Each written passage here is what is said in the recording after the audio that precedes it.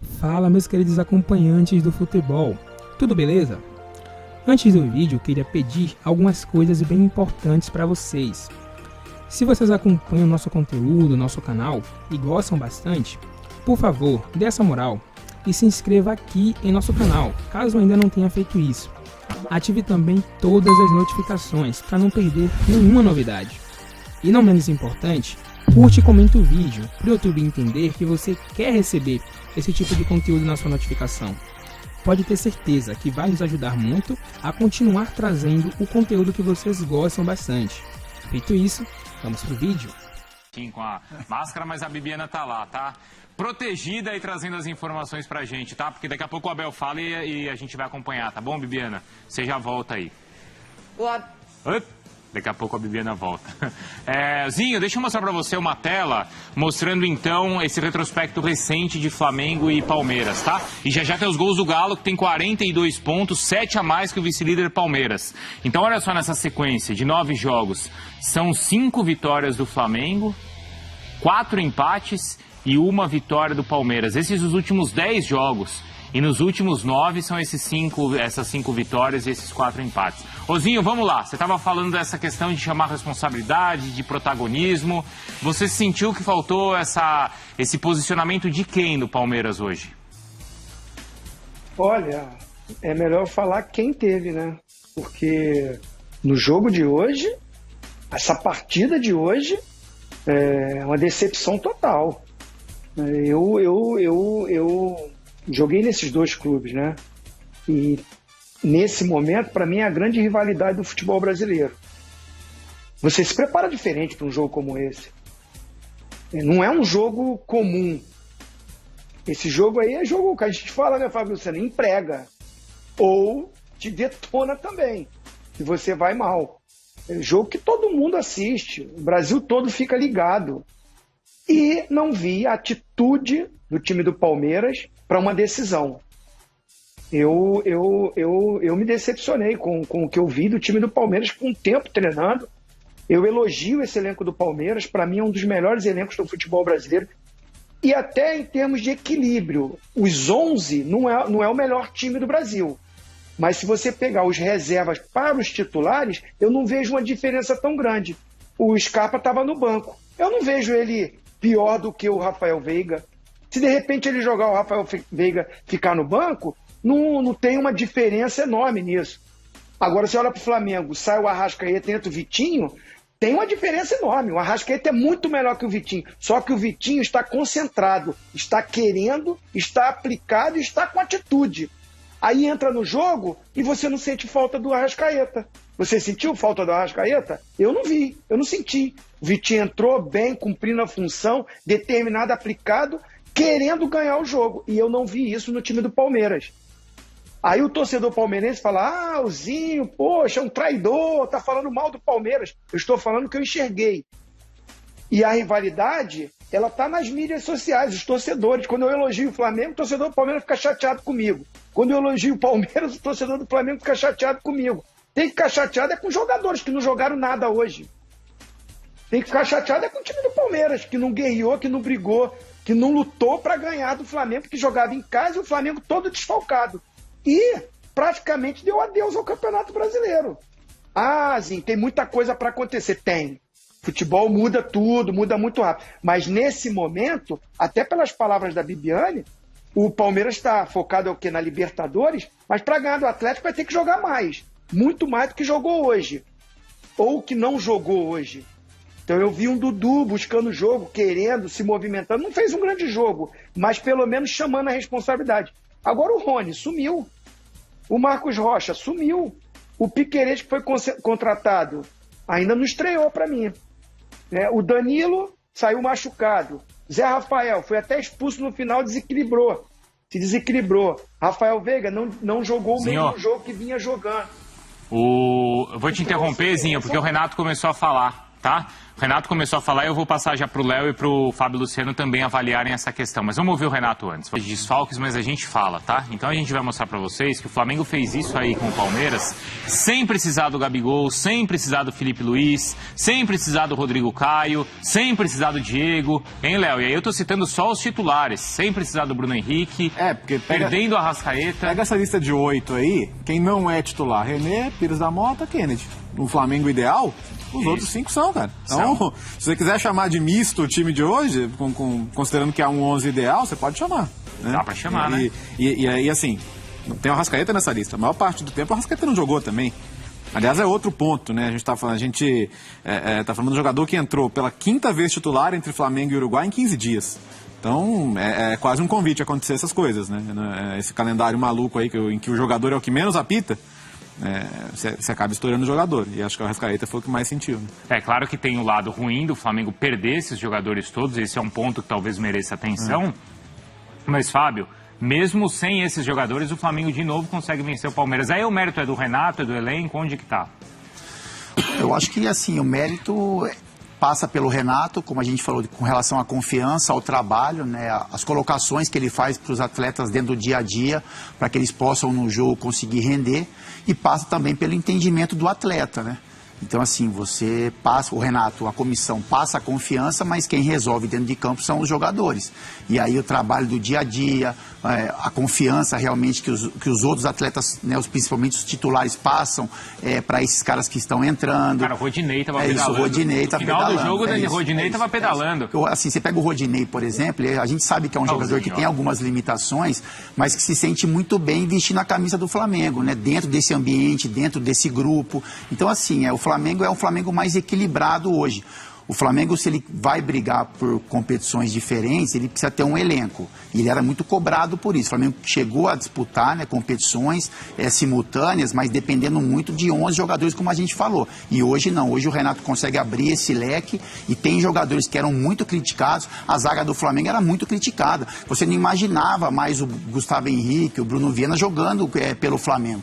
E hoje o Flamengo faz uma contratação gigantesca do Davi Luiz. O Flamengo tem o Rodrigo Caio, que é um jogador que é titular da posição, mas quando esses caras não estão ou não estiverem em campo, o Renato tem jogadores agora que têm a confiança de fazer alguns jogos grandes, como fizeram hoje. Sim. Então, assim, enfrentaram o segundo colocado do Campeonato Brasileiro, e Gustavo Henrique e Bruno Viana, e deram conta do recado. Foram muito melhores que o sistema defensivo do Palmeiras, titular do Palmeiras, por exemplo, na partida de hoje. E que são jogadores de seleção. Que são jogadores de seleção. O Andréas Pereira já estava super à vontade, né, Zinho?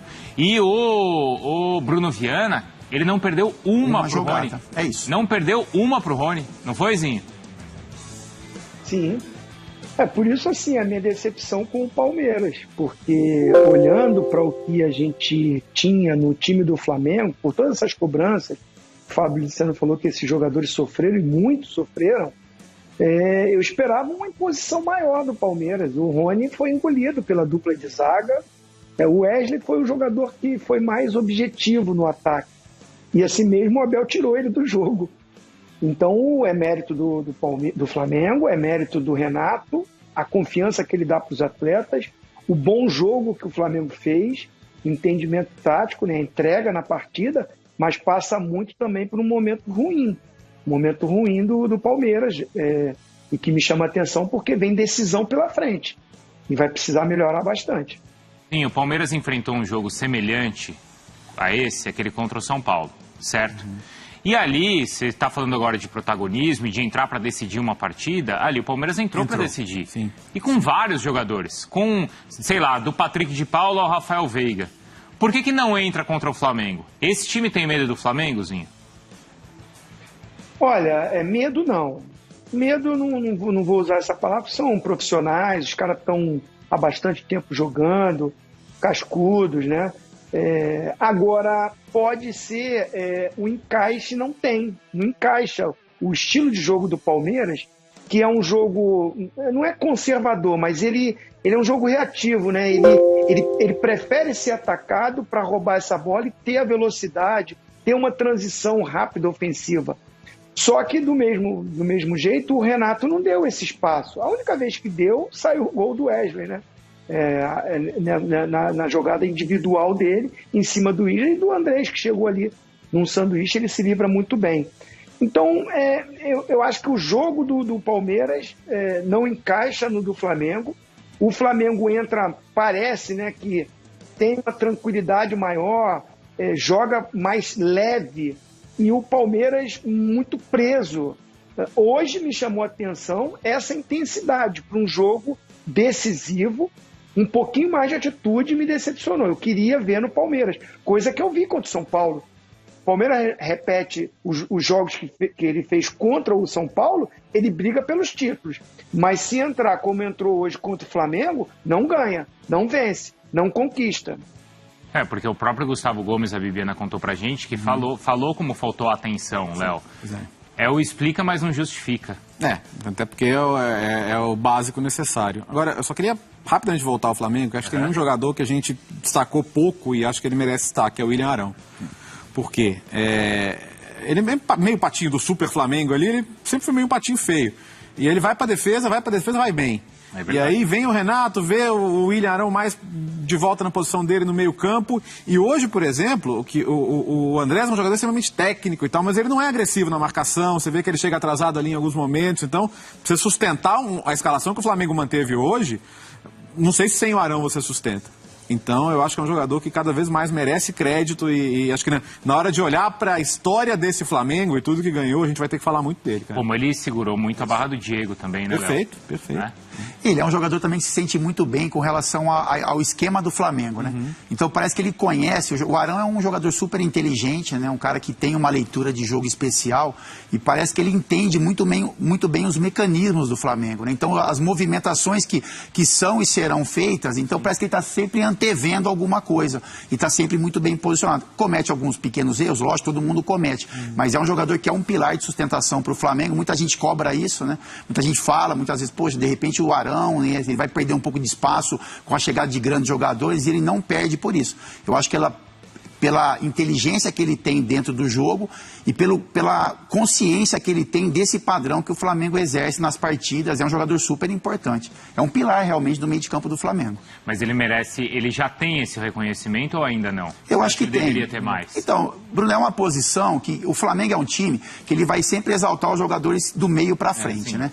Então isso é natural. Então quando você olha para o jogo, o torcedor, acho que a imprensa, reconhece que o Arão, por exemplo, tem boas atuações, mas chama o destaque, por exemplo, no jogo de hoje para o Michael, né? Então são ossos do ofício, faz parte da função. O cabeça de área, o primeiro volante, ele tem que ser muito regular e ele é uma função importante dentro do time, mas não é o principal jogador, é aquele que vai chamar a atenção. Eu acho que o Arão, ele tem o reconhecimento onde é necessário, que é do treinador e de um elenco que, quando o Arão não está em campo, o elenco do Flamengo sente muita falta dele. Por exemplo, pensa no tamanho da Copa que o Mauro Silva fez em 94. É isso, exatamente. Vai ser o último que você vai falar.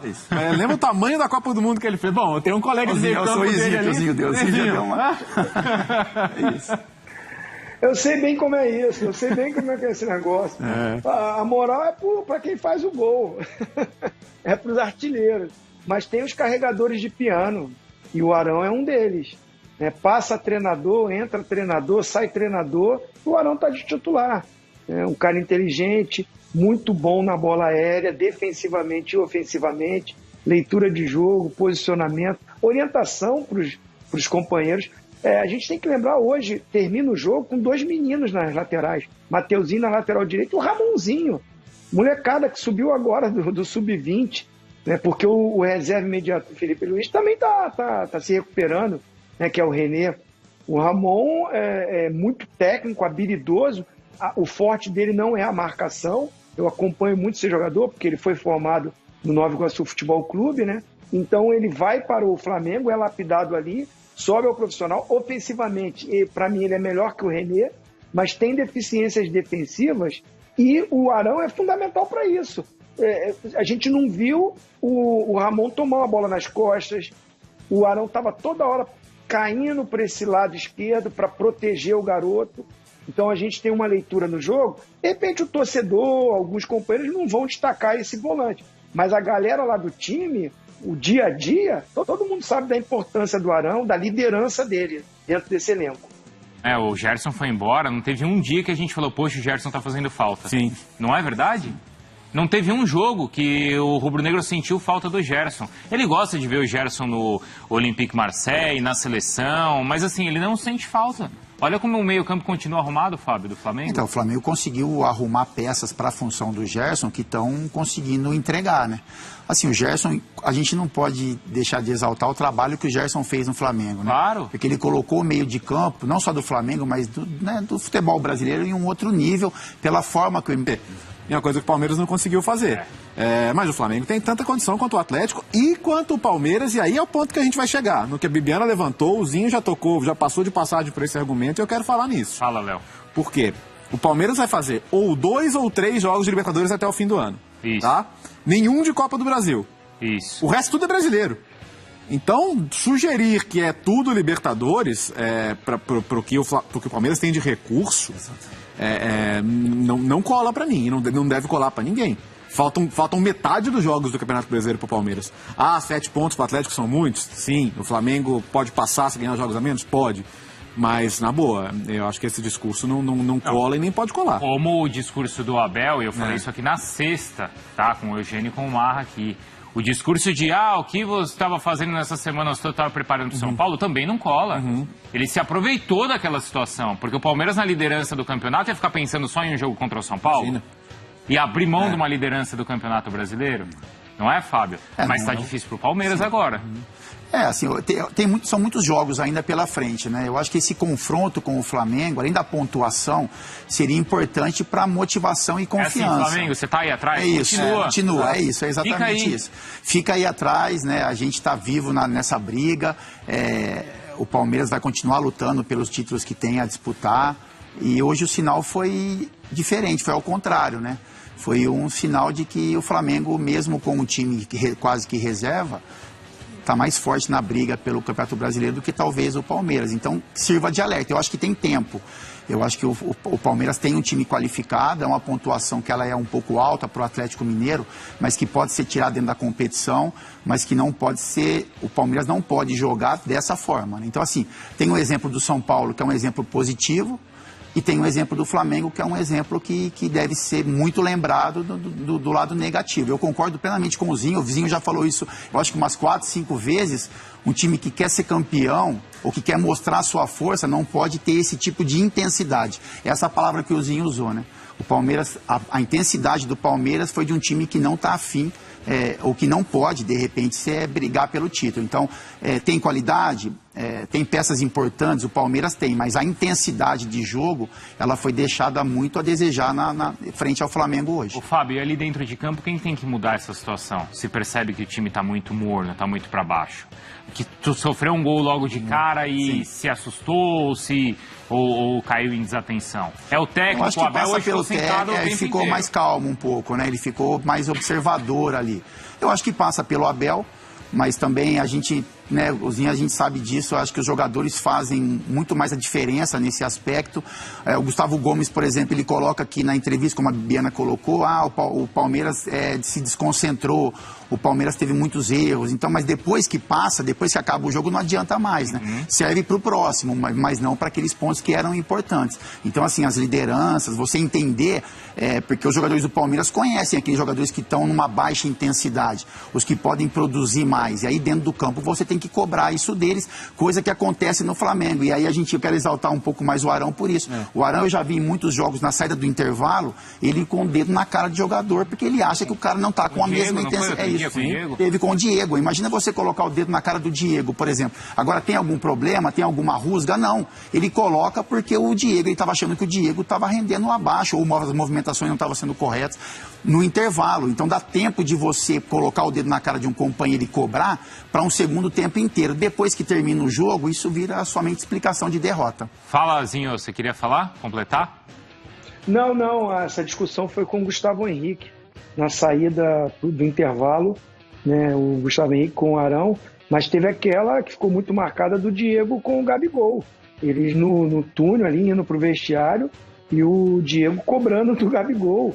Então, assim, essa cobrança, assim, o treinador, ele é o estrategista, é o cara que durante a semana monta, organiza, faz a tática, mostra os DVDs do adversário, tem a preleção antes do jogo, tem a parte motivacional, mas quem resolve dentro do campo, quando o juiz apita, são os jogadores.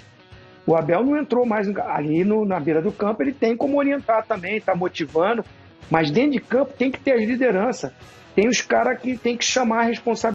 E foi isso, meus queridos amigos. Se você gostou deste vídeo, deixa o like, comenta, se inscreve e ative as notificações. E nos vemos no próximo vídeo.